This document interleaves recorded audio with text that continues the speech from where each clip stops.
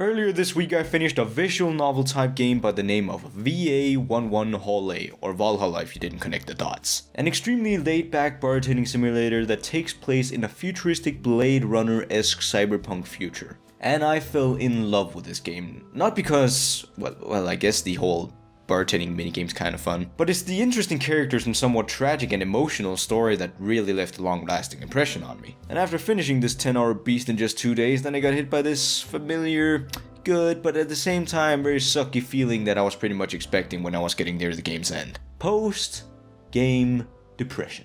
What is it? When and why do we get it? And then some theories and thoughts as to what effects this has on us as players. You can call it my stupid opinions if you want. So right off the bat then, well, okay, is it really necessary for me to explain what post-game depression is? Haven't most gamers had this feeling at least once before? Like, it's not that uncommon. But if you're, well, I don't know, I guess not really, but kind of fortunate enough to have never had this feeling, then it's basically this feeling of emptiness, or what now, while having difficulties letting go of the game, and then you just sorta end up slumping around, all semi-depressed for the next few days, or weeks.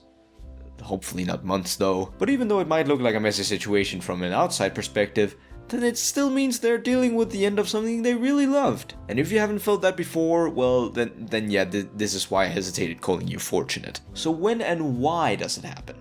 Yes, Smarty Pants, I know you get post-game depression when you're done with a game. That's not what I'm asking. What I'm actually asking is, where does this happen in general media and due to what specific reasons? Well, I'm not a bookworm or a TV series binger, but I am an anime fan and gamer, and I've had post-depression due to both, so I'll bet all my money that it can happen to the other two as well. What really annoys me about all this, however, is that I really expected to find out which of the media are like more potent when it comes to post-depression, but I found myself completely unable to figure it out. I actually expected it to be video games because of the interactive, which would make the game the more naturally immersive medium, but I found it mostly depends on the person, because some people are more enthralled by TV, and others can read books and just be able to go somewhere else completely. But me being unable to figure this out hasn't stopped me from coming up with any theories or ideas though. Leading to my stupid opinion part.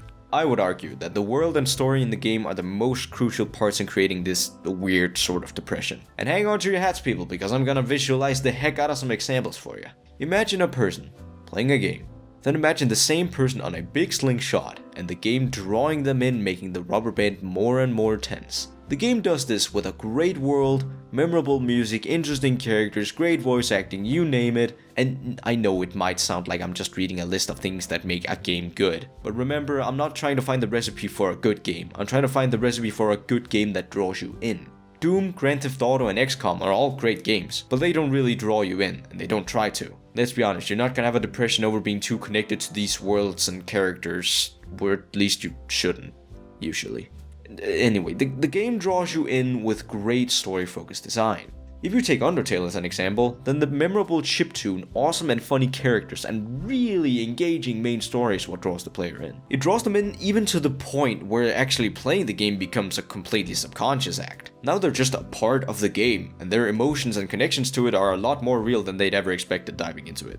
However, this is where the slingshot becomes relevant, because as soon as the experience is over, the game is gone, nothing is holding the rubber band back anymore, and the player gets shot out fast.